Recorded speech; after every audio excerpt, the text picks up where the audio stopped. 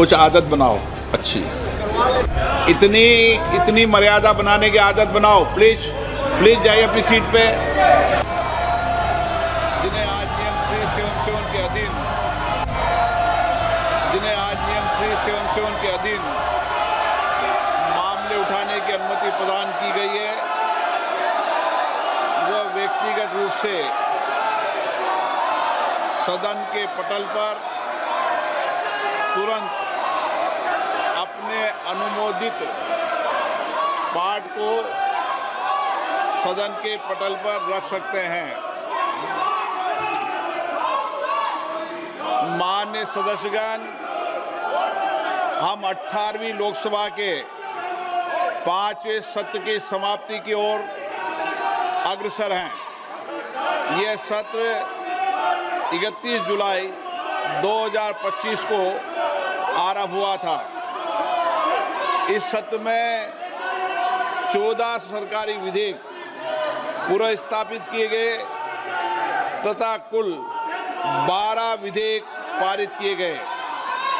दिनांक 28 और 29 जुलाई को ऑपरेशन सिंदूर पर विशेष चर्चा हुई, जिसका समापन माननीय प्रधानमंत्री जी के उत्तर के साथ हुआ।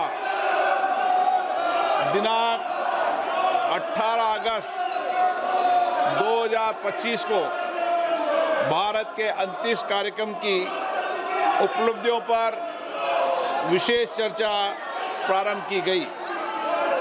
इस सत्र में कार्यसूची में 419 तारांकित प्रश्न शामिल किए गए थे, किंतु लगातार नियोजित व्यवधान के कारण केवल 55 प्रश्न ही मौखिक उत्तर दिए जा सके।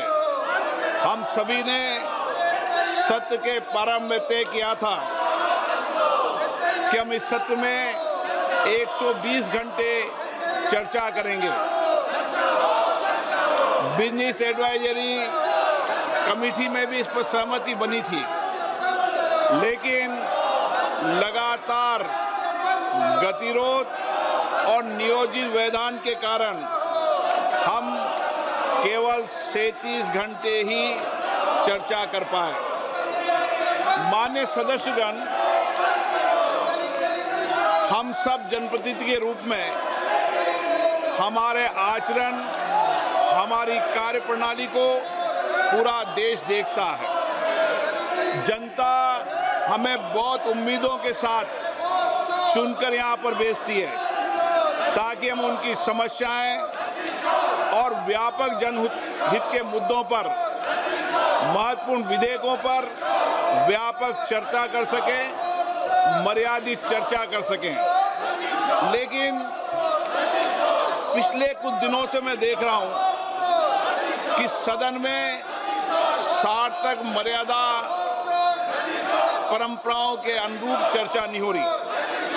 माननीय सदस्यगण, जिस तरीके से सदन के अंदर, सदन के परिसर में जिस तरीके की नारेबाजी हो रही है, जिस तरीके से तख्तियां लेकर माननीय सदस्य आ रहे हैं, नियोजित गतिरोध किया जा रहा है, ये हमारी संसद की परंपराएं नहीं रही है। और विशेष रूप से इस सत्र में जिस भाषा का आचरण किया गया, जिस तरीके की नारेबाजी की गई, ये सदन की मर्यादाओं के अनुरूप नहीं है। हमें एक स्वस्थ परंपराओं का निर्माण करना चाहिए और हमारी कोशिश होनी चाहिए कि हम संसद के अंदर गरिमापूर्ण चर्चा करें। लेकिन मैं लगातार देख रहा हूं नियोजित तरीके से गतिरोध करना, नारेबाजी करना, तख्तियां ले जाना। मैं आपसे आग्रह करना चाहता हूं कि ये देश का सबसे बड़ी लोकतांत्रिक संस्था है, हमें इससे बचने का प्रयास करना चाहिए। और संसद के अंदर भी और संसद के परिसर में भी हमारी भाषा संयमित और मर्यादित होना चाहिए।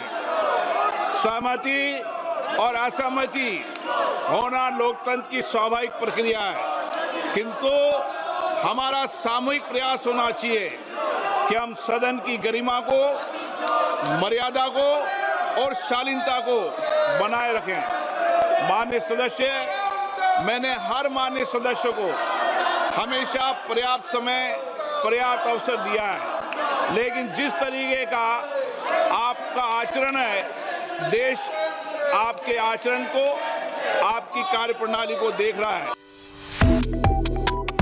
Subscribe to One India and never miss an update. Download the One India app now.